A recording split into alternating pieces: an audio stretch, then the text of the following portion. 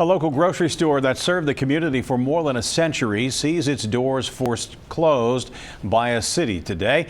And as Local 12's Larry Davis reports live from Hamilton, neighbors showed up at Milillo Grocery to speak out against the decision. Larry.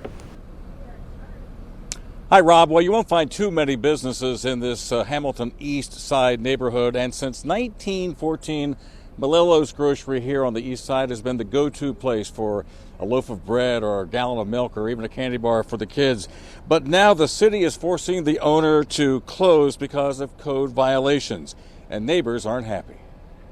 Neighbors surrounded Frank Milillo to show support just moments after he closed his family-owned grocery store, possibly for good. I'm here to provide a service, and we've been doing it for 102 years. I don't know why they want me closed.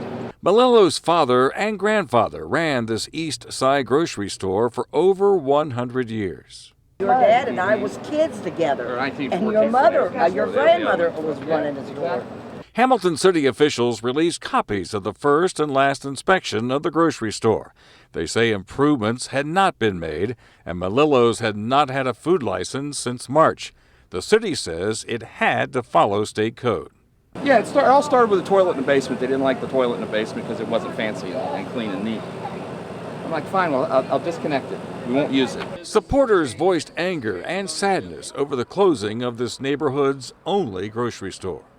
It's going to hurt it dramatically. It's going to bring it down. It's already going down, and it's going to make it even worse than what it is now. This store has been here since I was a little girl. When I got out of school, after school, I used to come here to his mother, and I worked for she'd give me like $5 a week and a loaf of bread. April Fowler grew up with the Melillos and the store. She says she and her neighbors have always relied on it. Because this is my neighborhood, and I love Frank. He's like family, and he gets me upset. I mean, he's done a lot for the neighborhood. And Rob, Frank Milillo says that his attorney is planning on filing some legal action, but as of late this afternoon, nothing had been filed with the courts.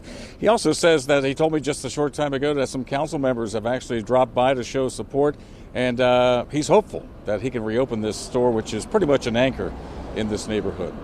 Live in Hamilton, Larry Davis, Local 12 News. Rob, back to you. Melillo's and stores like it are essential in neighborhoods like this, Larry.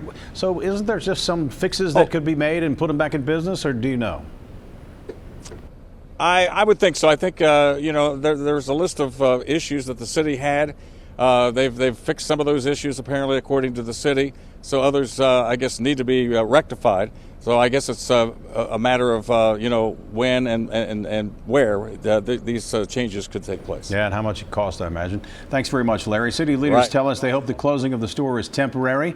They have left the door open for Melillo's to make these improvements and secure a food license, and we'll keep you posted.